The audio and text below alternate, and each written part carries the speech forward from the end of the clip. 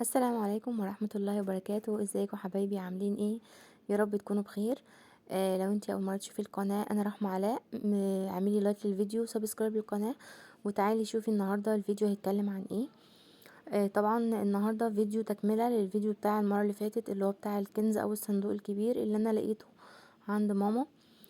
طبعا زي ما قلت لكم ان انا ما كانش ينفع احط لكم الفيديو كله مره واحده، لان كان هيكون طويل عليكم جدا. عشان كده قسمت الفيديو على جزئين، وكده ده الجزء التاني.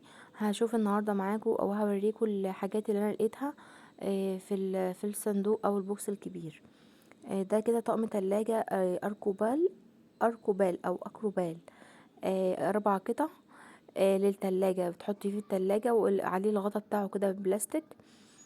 حلو قوي وخامته جميلة جدا للتلاجة، لو هتحفظي فيه اي مأكولات او اي اكل فايض او حاجات بايتة، او حتى لو هترصي فيه الجبن في التلاجة. بس بتكون حلوة لان الازاز طبعا او الاكروبال عامة بيكون خامته افضل كتير عن البلاستيك. لا، حتى لو كان البلاستيك صحي وعليه رقم 5 والمثلث وكده، برضو الاكروبال احلى وانضف كتير عن انواع البلاستيكات او علب التلاجة الموجودة او المتداولة. بس كل واحد طبعا بيجيب اللي في امكانياته، وكل واحد بيجيب المتاح ليه. فالطقم ده حلو قوي قوي وعجبني شكله كده حلو رقيق، وعجبني عدد القطع بتاعته ومقاساته كانت حلوة قوي قوي. فحلو قوي لو انتي حابة تحطي فيه الحاجة. وطبعا زي ما قلت لكم مش عارفه اي اسعار، لان انا اتفاجئت بالبوكس دوت وبالمشتريات الجميله اللي هي كانت عيناها عندها. فما شاء الله بجد، ربنا يهنيها بالحاجه يا رب ويسعدها بالمشتريات الموجوده في الفيديو او الحاجات الموجوده في البوكس. تاني حاجه لقيت المقلايه الوok دي حلوه قوي قوي، مقاس 28 كده. بص انا مش عارفه اوصل لك الصوره بالظبط، لان الكاميرا عاكسه في الضوء، فمش عارفه هي واضحه ولا لا.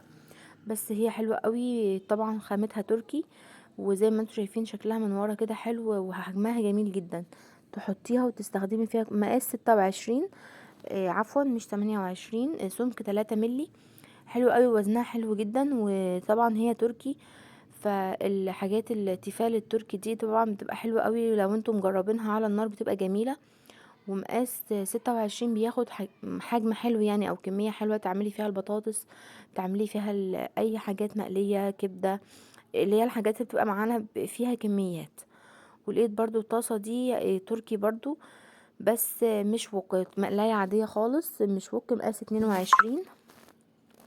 برضو ماركة تركي، اللي هي التركي يعني، اللي عليها الختم من ورا. هي ماما بتحب التيفال التركي، حلو قوي وعملي في المطبخ. بيكون عملي طبعا، هو منه الوان ومنه اشكال. هي جايبه اللون ده واللون ده، او الشكل ده والشكل ده. سمك 3 ملي برضو، ومقاس 22. فالاتنين دول حلوين جدا في المطبخ، والمقاسين حلوين ومتاحين، وطبعا متداولين تحت ايدك في المطبخ، يعني المقاسين مستخدمين. ولقيت برضو الكنبة الديكور دي، تحطيها كده في المطبخ، تعلقيها، تحطي عليها من فوق كده بهارات، تحطي من تحت مناديل او فوطة، او من فوق تحطي وردة، حاجة كده تزيني بيها المكان او الشكل. هي بتاخد حوالي 4 علب بهارات، مقاسهم متوسط، ما تكونش مقاسها كبير يعني، او 3 كبار. بيبقى جاي معاها كده المسامير بتاعتها بتتعلق في الحيطة. تحطي عليها ستاند كده، تحطي عليها وردة، تحطي عليها اللي تحبيه، بس بيكون شكلها لطيف جدا في المطبخ. ودي علبة مناديل كده على شكل تلفزيون او شاشة لرمضان. عليها كرتون كده، بتفتحيها برضو من ورا، بتحطي علبة المناديل، بس بتكون طبعا زي ما قلت لكم حجمها اصغر شوية عن الحجم الطبيعي بتاع، يعني مش بنجيب العلبة الكبيرة، مش بتاخد مقاس العلبة دي كلها. لا، هي بتاخد العلبة الصغيرة بس. وده درج كده بيبقى بتحطي فيه اي حاجة، لو انتي حابة تعيني في علبة المناديل اي حاجة يعني. وده طبعا شكل الظهر بتاعها لما بترفع، علشان تحطي علبة المناديل الحجم الصغير. زي ما انتوا شايفين كده، ده طقم كده للسمك.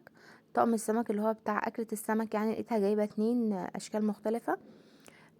هو الطقم كده بيكون طبق سيرفيس كبير على شكل سمكة، وبيكون معاه 6 سيرفيس صغير برضو على شكل سمكة. بيكون حلو قوي، انا ما فتحتوش، بس سبته بالاسترتش اللي عليه دوت، وقت ما تحب هي تفتحه. ده بيكون الشكل بتاعه كده. طبعا الاشكال والرسومات بتاعته الموجودة على العلبة من بره، كل الاشكال متاحة وكل الاشكال موجودة، بس انا مش عارفة كانت جايباه منين بصراحة. حلوين قوي. انا كان عندي، بس انا مستعملاه من زمان، يعني انا عندي من فترة، فما كنتش اعرف انها جايبة اتنين وعيناهم. يعني انا كنت مجربة بتاعي من زمان، بس بصراحة خامته حلوة قوي، وبيبقى شيك قوي على السفرة في يوم اكلة السمك. وده الشكل التاني برضو من العلبة التانية او الطقم التاني. بيكون سيرفيس كبير ومعاه الستة الصغيرين دول. زي ما قلت لكم، مرضتش افتح الاسترتش بتاعها، سبته علشان لما عينه او احطه زي ما كان يكون محفوظ كويس. ودي حله كده جرانيت حلوه قوي، غطاها بايركس او عليه اطار كده داير ما يدور ستانلس. الحله ايديها منها فيها جرانيت حلوه جدا، خامتها حلوه قوي. خامتها عاليه جدا جدا، زي ما واضح في الصورة ان في منها 3 الوان، اللون البينك واللون البيبي بلو واللون الاوف وايت. الحلة دي اللون بتاعها بيبي بلو كده، او عاطي على رمادي شوية. بس هي حلوة قوي، وزنها جميل. لما سألت ماما قالت انها عينها بقالها فترة، فما كانتش اصلا من محلات هنا في دمياط. فبصراحة حلوة قوي، وانا متشوقة ان انا اجربها، اشوف استخدامها على النار هيكون عامل ازاي. بس مبدئيا شايفين من ورا خامتها حلوة قوي قوي، وشكلها جميل انها تستحمل الحرارة وكده. مش عارفة الكاميرا موضحة المواصفات بتاعتها ولا ايه، يبين لكم يعني المواصفات. بس عجبتني قوي قوي، من اكتر الحاجات اللي عجبتني في البوكس ولفتت نظري انها ايديها منها فيها. اكيد فاتها بتسخن، بس يعني كلنا دلوقتي بنستخدم الجلافز السيليكون، فمش يعني مش مشكلة، بس على قد ما الماتيريال بتاعها حلو. شايفين سمك الحلة يعني معدي 6 ملي، ما شاء الله، جميلة جدا، والغطا تقيل. وفي فتحة كده للبخار انها تخرج البخار بتاع الاكل. حلو قوي قوي. وعليها كده الانفورميشن بتاعة الحلة حلوة قوي، بس انا مش عارفة الاضاءة جاية فيها، فمش هي مش واضحة. ربنا يهنيها يا رب بالمشتريات دي، وتكون ان شاء الله كده تستخدمهم في الهنا وفي الخير. وبشكرك جدا على وجودك معايا في الفيديو لغاية هنا، وما تنسيش تعملي لايك للفيديو وسبسكرايب للقناة وتفعلي زر الجرس.